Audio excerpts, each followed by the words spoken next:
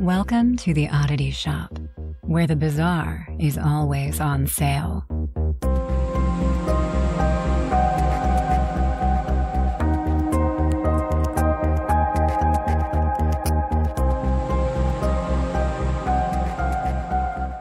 Hey, and welcome back to the Oddity Shop. I'm with Zach. Hello. And I'm Kara. Why did you say that as a question? Are you sure you're Kara? Some days now. Fair enough. Fair enough. Damn it. If you listen to the last episode. I don't know who I would be, though. Oh, okay. What would you change your name to? I know I've asked you this before. What would I change my name to? Yeah, if you weren't Zach. I think we have talked about it. It would have to be Josh, because I get called Josh all the fucking time for some reason. We have, and I don't understand that. I remember now that you've told me. I don't either, but I don't think you look like a Josh. And Zach and Josh don't sound... I don't know what I would be. Fair enough. I can't stop. Okay, we're gonna squash this. No, we're not. Every time you hear Zach say fair enough, take a shot. Take a sip. Oh, me? No. Just a sip. I don't want people to have alcohol poisoning. I don't need that on my conscience. All right. So You said, I think you have a question for me? I do have a question for you. Okay. Have you ever met somebody you weren't sure existed? Can you elaborate? Sure. I'm having trouble finding out if somebody I met exists or not. Like, do you think it could have been a dream? No, it could have been a mass hallucination. So I have to tell you the story from New Orleans. Okay. But I feel like my answer, though, is yes. But now I'm freaking out because I don't ever remember this feeling. It's actually kind of making me really feel uncomfortable. You're already forgetting who it was. Yeah. Okay. So tell me your story. We met a worm person. What? Okay. Me, Julia, and Nick got to New Orleans before everyone else did, and we realized that our Airbnb was really, really close to the French Quarter, like way closer than we thought. So we're like, okay, we're going to go walk around. I'm so jealous. And we stopped into this bar, and we got our first drink in New Orleans, and this is going to come back into it in a minute for the rest of the story. Okay. We ordered the drinks. The bartender is so trash. She went away. She came back and asked us what our order was. And we're like, we just told you. So she starts... Wait, I'm sorry. Did you say you already got your drinks? No. We ordered them. Oh, okay. She went to finish another drink, turned around, and then asked us what our order was. Like, I forgot what your order was. Like, Hi, how can I help you? Just totally forgot she asked you. So... me, Nick, and Julia quickly learned that drinks in New Orleans are very, very, very strong. As she finally starts pouring them, I'm talking to Nick, and Julia starts hitting my shoulder and pointing at her. There was no less than half a fifth across 3 drinks. Okay, now do you think this is just because she's a liddy and she don't know what's happening? Or no, because the rest of the weekend, every drink was the exact same way. So anyways, you didn't really drink a lot. No, I mean...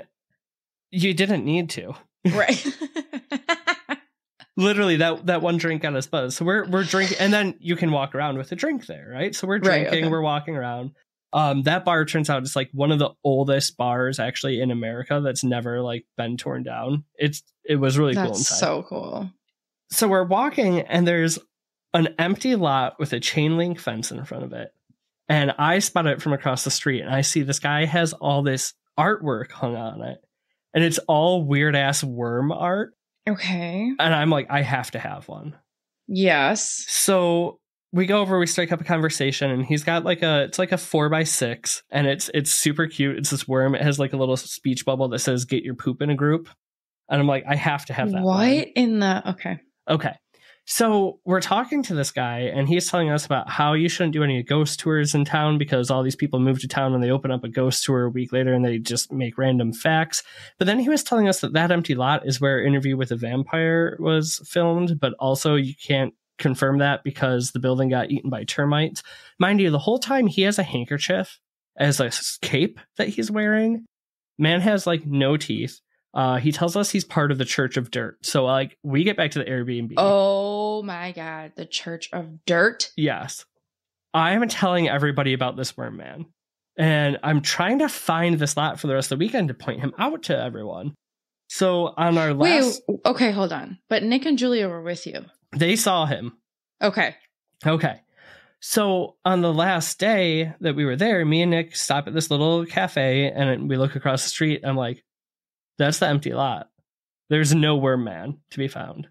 Okay, but he could have moved his little setup. I don't know, man. I'm not sure. Or he like burrowed into the dirt. I also found that day, later the day that I bought it, I found a clump of dirt in my pocket. No. So Nick came up with the theory, though, that the only time you can see the worm man is if you have a drink from Lafitte's. Like, you need to have these, like... Because the drink was also called Blood Oath. And I think I made a blood oath with a worm man. Oh. Anyways, though, I have some really cool worm art now.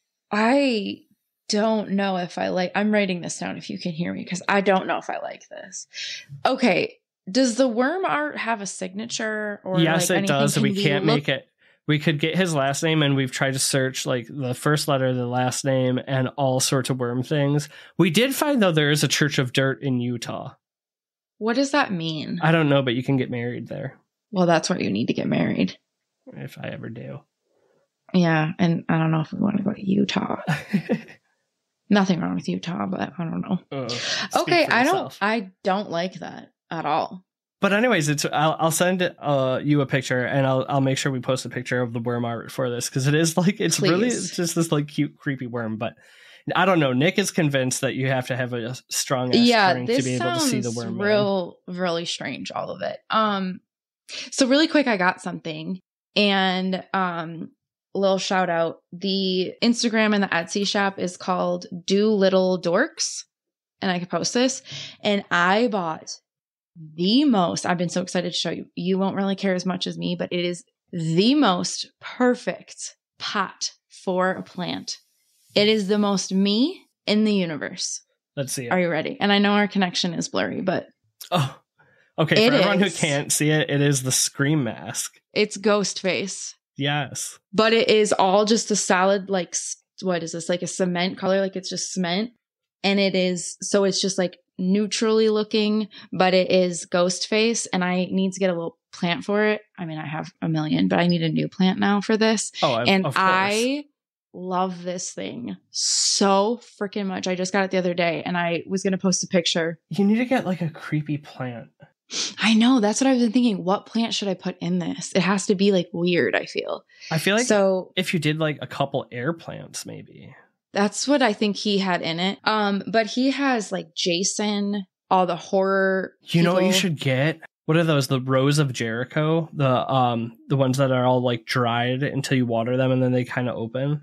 Yeah, where do I get that? We'll have to look online. Yeah, okay. But anyway, I just had to, this is like the most perfect freaking plant pot that I've ever seen in my life. But I'll take a picture and I'll link it too, because like I said, he had Jason, Freddy Krueger, like all the horror. Oh God, I'm in love. Absolutely nice. In love. Love it. Okay. All right. Are you ready? What are you telling me? Get into it this week. I actually have an address for you too. Sort of. Oh, sort of an address, sort of a name. Okay. We're going to be talking about St. Louis number 1, aka the oldest cemetery in New Orleans.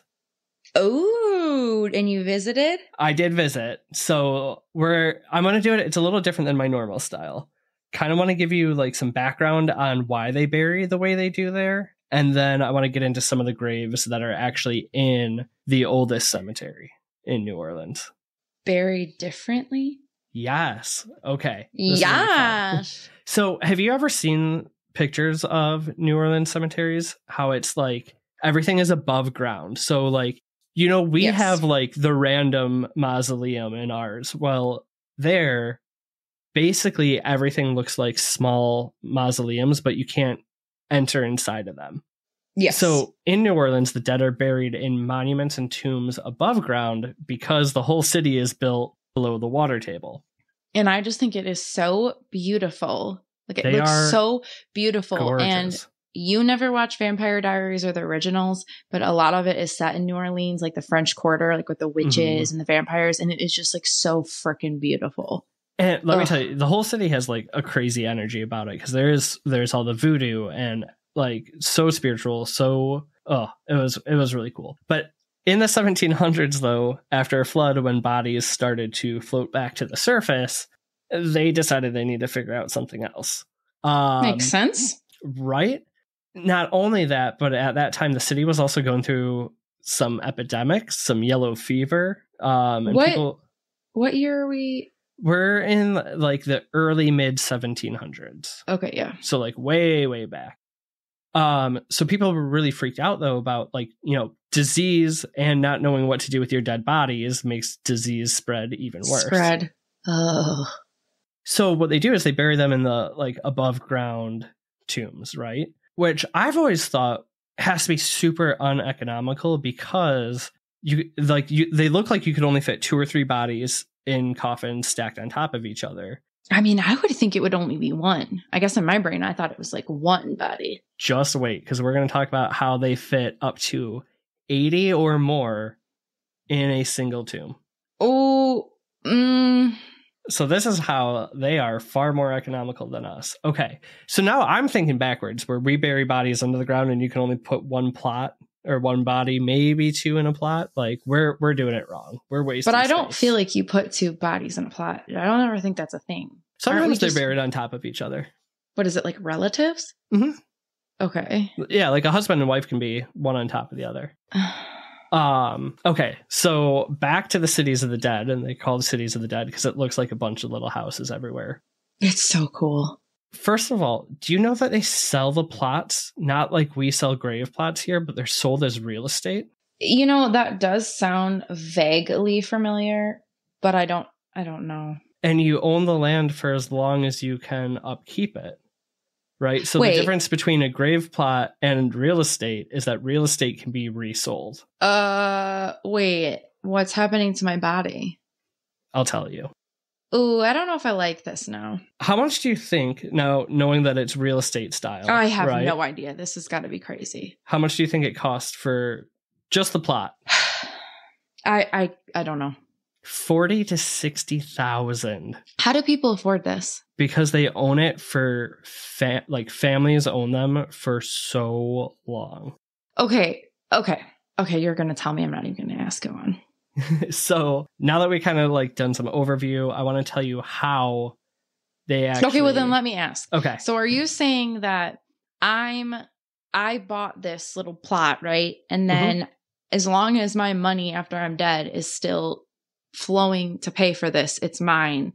And then maybe my children can take it over because they can pay for it. And then their children take it over and their children take it over.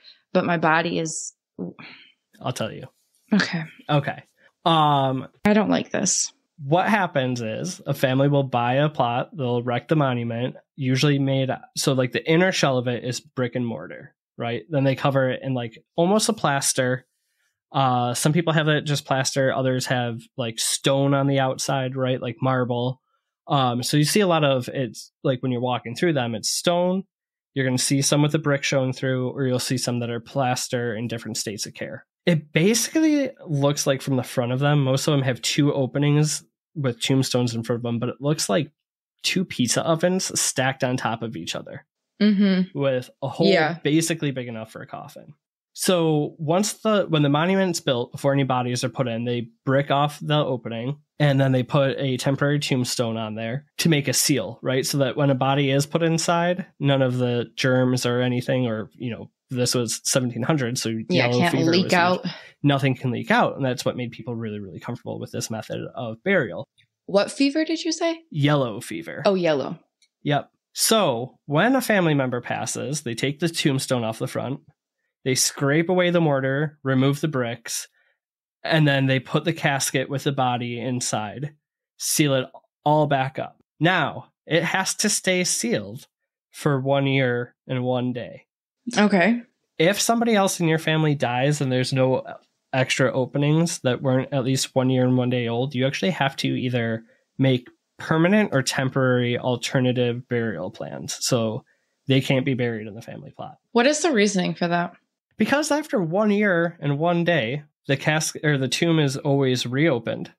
The casket is carefully removed, and employees of the cemetery will actually open it and remove the body. Why after 1 year and 1 day? New Orleans gets really, really hot. Okay. And these are stone and brick monuments that retain a lot of heat. Why 1 year and a day, though? Because after 1 year, they found that all that's left in the casket are bones. So they just like, let's, for good measure, just add a day. Yep. So 1 year and 1 day. Body is totally decomposed. So now at this point, all it is bones. Okay. So the employees of the cemetery carefully take the bones, put them in a muslin bag. They tag the identity on there just in case that ever has to be looked at for forensic. Okay. They take a 10-foot pole and they push your bag to the back of the monument, at which point, if it's time, another body is added. If not, it's sealed back up until somebody else in your family passes. Okay, so it exactly 1 year and 1 day. This is always already done. Like it happens already. So 1 year and 1 day, that whether there's somebody lined up to go in there or not, they're going to go in, clear it out. I want that job. Right? I kind of give us like a whole new credence to the whole ashes to ashes, dust to dust. How much money do you think I would get paid for this? Probably What not is enough. this position? First of all, it's most of them are through the Catholic Church, so you have to be part of the archdiocese, and you are not religious enough to ever qualify for that. All right, well, that's out of that. So they don't get paid. It's probably all. I mean, they do, but yeah. Okay. Probably not very much. So some of the oldest family tombs, though, can have more than 80 plus bodies inside, even though it looks like it only has opening for... Well, at this point, aren't you just crushing bones? Like, what's the point of keeping them in bags for... So that, they put them in the bags. I mean, it's respect. 2, they do that so, like, if there's a couple years down the road they need to do forensic testing, they can actually find... I know, but I feel like if you're just shoving bones back there, you're probably crushing them. You're not crushing them. However, because due to the heat and the fact that bodies or bones, over time do also decompose. Yeah. Everything just turns to dust. Dust. Okay. Yeah. Yikes. When there's no family left, this is when things get really interesting. This is where the real estate comes paying. back. It doesn't matter about paying. You only have to pay to build the mausoleum. The tomb, okay. I right? thought you had to keep paying. No. Okay, this makes way more sense. Gotcha. Now, there's 2 ways you can do it. There's one where the family keeps taking care of it, or there are people who paid extra for what's called perpetual care. So then the archdiocese will go in and if there's perpetual care, they actually maintain the monument. Like the structure. Yep. Okay. So families who no longer are maintaining them and didn't pay for perpetual care, remember, you're in a place that's really hot, really humid, and brick doesn't like that very much. Right. So over time, what starts to happen is the buildings erode and wear away, and they turn to dust, along with the bones that are turning to dust. Lord have mercy. And then eventually, there's nothing left. So what happens is the cemeteries will try to contact any family or next of kin, although by the time the monuments are deteriorating, I mean, so much time has passed that... Right, it's like beyond repair. So what they usually do is kind of take that last layer of bricks, clean it up, and resell it. What do they do with the bones? In the bags? By the time the bricks are turned to dust, those are long gone. Okay, but they just okay. It just all returns to the earth as dust. Okay. And this is how they do it, like, basically across the whole city, right? But the oldest cemetery is right outside of the French district, or the French Quarter. It's called St. Louis No. 1. It was actually built on the outskirts of the city, but now it's like right down in the hustle and bustle of everything. And this is where they started actually doing the above ground burials. So that started, here's the year, 1788 is when they started doing that. Wow. It used to be the largest of the city cemeteries, but they actually downsized it as the city grew, which, as we now know, unlike, here in Michigan, where if they're going to downsize a cemetery, they'd have to move the bodies because they're kept in the cool earth. Right. These are just dust. They waited till the monuments disappeared, and then they just kind of pared it down. That's so wild. Being that this is the oldest cemetery in the city, it's actually still an active cemetery today with families caring for and burying their dead in many of the plots. Do you know what the longest lamy has been there? Since 1788. There are And they're still going? Wow. Yep. So most of those ones, though, are less family than they are.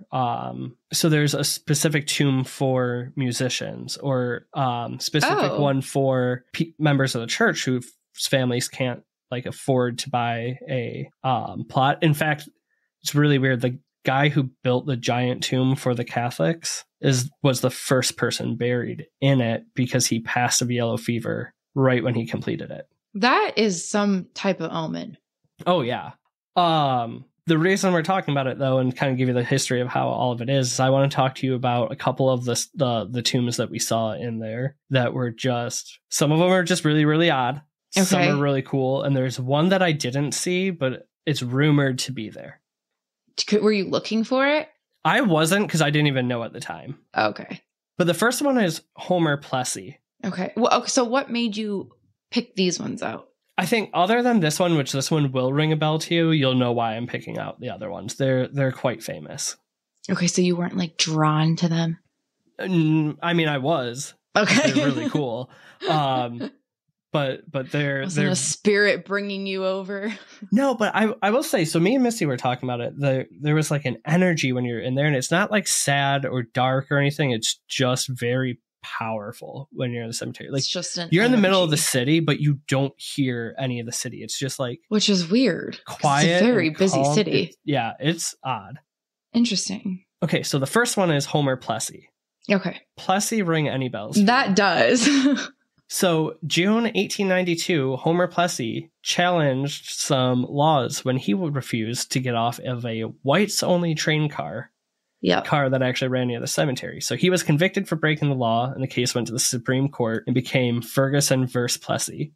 Yep. Which gave rise to Separate but Equal, which was not perfect, right? But it was one of the first steps in civil rights, like the civil rights movement. I mean, he was huge for that. And it's crazy because I know of the case, but until you're standing there looking at it, it's like, it's such a moving experience to just see the grave of Homer Plessy. Wow, that's amazing. Not all that long ago in history, but he was actually pardoned of his felony. Right. Way, way, way after his death. Yeah. And it was cool. His was about 4 foot, maybe 3 foot tall. Real simple, just.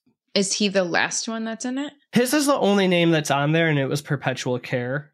Being that he is such a big person of civil rights. It'd probably be. Okay, let me ask you this. You might have said it, but I don't remember. So is it like a list of everybody that's in there then? Or they just scratch it off once your bones are pushed back, your name's off? So some of them had a list, right? Okay. Some of them had just the general family name. Others had just a name. But so what would happen is they remove the tombstone before they remove the bricks. Mm-hmm. So when that person got pushed to the back, when somebody new was buried in there, the newer tombstone sometimes just had the name of whoever that was. Next. Okay, that's what I was curious. And they did have a whole area of like, because the tombstones are usually marble.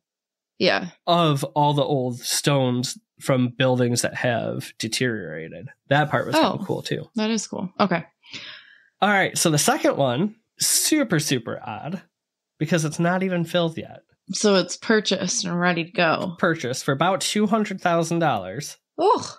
It is 9 foot tall, giant stone pyramid. And you said most of them are around like what, 4 feet? So Plessy's was 4 foot. Most of them can be a little bit taller than me. They're 7 to 8 feet. But this one, this one's quite tall. There's a large Latin inscription on it. Do you have any idea who might be buried here? I don't. Will be buried here. I don't, but I feel like it's going to be ridiculous. It is the future resting place of none other than Nicolas Cage. Oh, yep, that tracks. So he has always had kind of a tie to the city. He wasn't born there. Yes, he has. But he's always done a lot of work. He's spent a lot of time and money there. He actually purchased 2 houses when he was first coming up, right? And yep. He lost both the houses for failing to pay the taxes.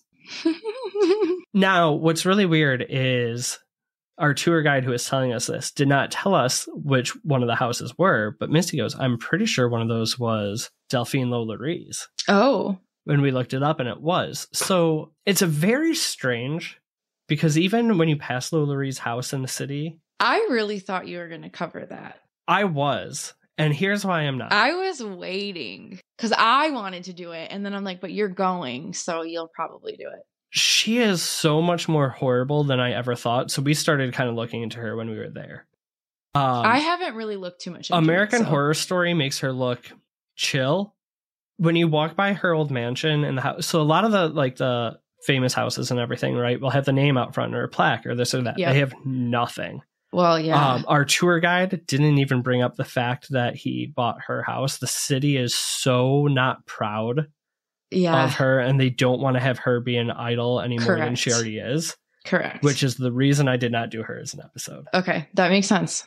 Yes. But back to Mr. Nicolas Cage. So the inscription... He is such an interesting character. Reads Omnia ab uno, which translates from Latin to English to mean everything from one. No one knows why he picks that on his tomb. Odd character. Oh, I'm convinced it's the Illuminati. He's probably got the Declaration of Independence in there. Yeah. When did he build this? I'm sorry, did you say that? I don't know, actually. I know it's been there for a while. I think it was kind of around the time like when he was buying all that stuff. Which is so right, because then he went bankrupt, early on in his career, and that's when he lost the houses and everything. But he still has ties to the city and goes there all the time. Okay, I'm gonna look this up while you're moving on. So the third one, and this is the questionable one. I did not see this one, but this goes back to the city not being very proud. But most rumors have it that Delphine La Laurie is actually buried in St. Louis number 1. Just the quickest side, so that anyone who doesn't know who she is has an idea. She was from France, and her husband owned a giant mansion right in the French Quarter. It was the South. She kept slaves, but she also tortured them beyond hideously. Like I said, they don't make any mention of the mansion being hers. The cemetery, they don't mention she's not buried, or that she's possibly buried there. Like, they're not proud of her. I don't want to go into the detail of the absolutely horrible things that she did to people, but like she was an absolute monster. Yeah. See, I thought you were just going to cover the house and like, cause it's like haunted as hell. Oh yeah. So not necessarily her, but I thought maybe the house you'd cover. You're like, I'm not even doing it. It's uncomfortable. But in 1903, an employee of St. Louis number 1 discovered an old cracked copper plate in the 4th alley that read Madame La Laurie, born Marie Delphine McCarthy, died in Paris, December 7th, 1842. Died in Paris, though? Well, she got chased back to Paris. But why would that be in... Okay. There's also rumor that she came back under a... Alias? Yes. But I guess why would the tombstone there say died in Paris? So the French archives also say that she died on December 7th, but 1849, not 1842. Oh.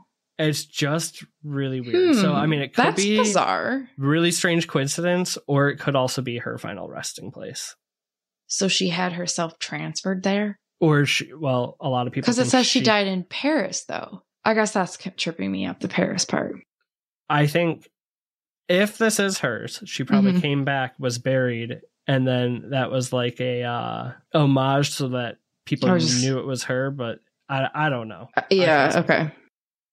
Now, the coolest tomb that we came across is none other than the voodoo queen of New Orleans, Marie Laveau's.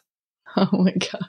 So anybody who is anybody in New Orleans knows of her. She is just infamous, right? So she basically started as a hairstylist and grew to have this giant following of people who would come for her, as all the lore would have it, her crazy voodoo rituals in the city squares and in the swamps, right? And she'd have snakes and speak to spirits and have this crazy intuition where she knew all these things before they would happen. She was putting on a show. Right? Well, and a lot of people think she was into occult magic. I didn't mean that like she was tricking them. I just meant like she knew how to draw a crowd. Yes. Now, what I didn't know until I went there, though, is that most people, that is just the lore of Marie Laveau. Mm-hmm.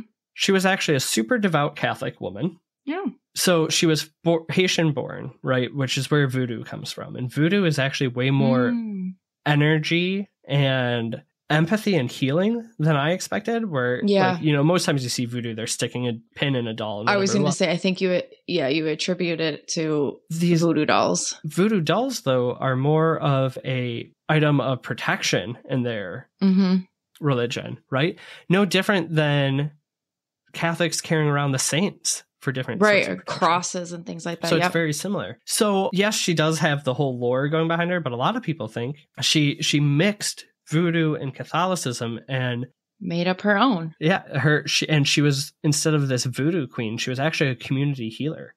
She would regularly help the sick and the dying.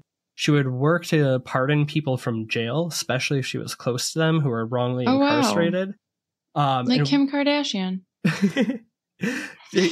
Yeah, you're not wrong. But she would give out gree it's usually a sack full of herbs for different sorts of that sounds so familiar. Okay. So she would give out that a lot, which is very much in the voodoo religion, but it's no different than, going and getting holy water. I think it was just a really interesting take on it of, she's not this voodoo priestess. She just cared for her community so much. Right. But when you start to alter the way religion was written, you are bad. No matter, I feel. So, which is why we probably have such a terrible understanding of what the voodoo culture actually is. Or a lot of cultures, really. Right. So this was in the mid 1800s. It's hard to tell who she really was, right? There's so many different accounts of either she was the one talking to spirits and, channeling them through snakes in the swamp, or she was a community healer. All we know is that she was loved by the masses. I feel like it's probably somewhere a mix of both. Mm-hmm. I think she knew how to draw a show and draw crowds and everything. So one of the things that somebody posited is like, well, she seemed to have this intuition, knew everything about people before it would happen. Well, she's a hairdresser. She was a hairdresser. Exactly. That's exactly it, right? Shout out to Lynn. That's how she could have had so many insights into the lives of the people. There was also, she very well could have been born into not royalty, but New Orleans upper class, right? Possibly her grandmother and grandfather were the mayor at one point. Their history is just not well documented. Okay, so let me ask you this. What was your vibe at hers? It was sad. And the reason being is you can still see some graffiti on there. Aww. Because of Marie Laveau, you can actually, it's the only cemetery in the city that you cannot freely walk around. You have to be with a tour guide. Because what people used to do is they would visit her crypt. They would draw 3 X's on her tomb, turn around 3 times, knock on it, and yell out their wish. If their wish came true, you would have to come back and leave an offering. So there were rumors that it was haunted. There was, all of this. So the pictures I'll post that I took of hers actually has her. So when she was Marie Laveau, her husband died and she got remarried later on. So she became Marie Glampion. Glampion? Yes. But you can still see there's a few X's still on there. But if you Google what it looked like before they closed the cemetery to public, desecrated. Just everywhere so is covered. Yeah, it looked really bad, but you can tell they're taking a lot of care on it. That part is giving me Bloody Mary vibes, but in similar, a positive way, yeah. I guess, because you're waiting for your wish. You're not waiting for somebody to just attack you through the mirror. Weird.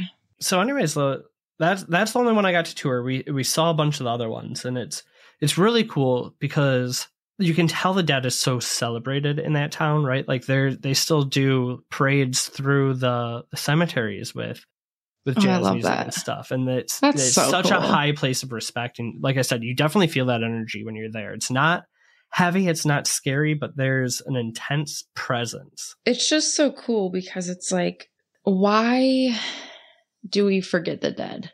Right. And I feel like in a lot of cultures, it's just not that it's okay, they're dead. You get your grieving time, let's get over it. But it's kind of what it is. You get your grieving time, let's move on. It happens to all of us, get over it. And that's just not. I think though, part of the reason why I think they're so cool now is knowing the whole return to nature part of it, right?